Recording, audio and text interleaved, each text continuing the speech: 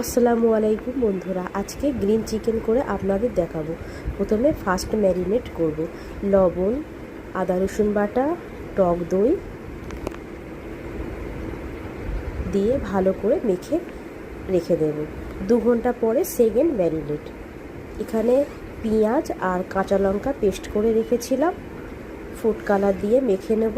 এরপরে গোলমরিচ, সাদা তেল দিয়ে ভালো করে আবার মেখে নেব। এটা 2 ঘন্টা রেখে দেব।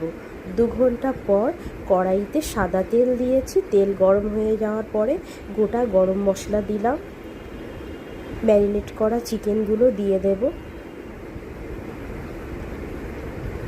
চিকেনগুলো ভালো করে কষিয়ে নেব। ওদিকে চিকেন কষা হচ্ছে, এদিকে একটা পেস্ট বানাবো। চারমগজ, পোস্ত, কাজু বাদাম, ধনে পাতা দিয়ে ভালো করে একটা পেস্ট করে নেব। সামান্য একটু জল দিয়েছিলাম, এরপরে জলটা কমে যাওয়ার পরে পেস্ট করা মশলাটা দিয়ে দিলাম। দিয়ে হয়ে এসছে রান্না।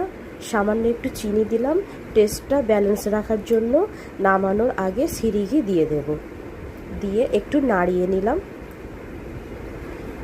হয়ে গেছে গ্রিন চিকেন।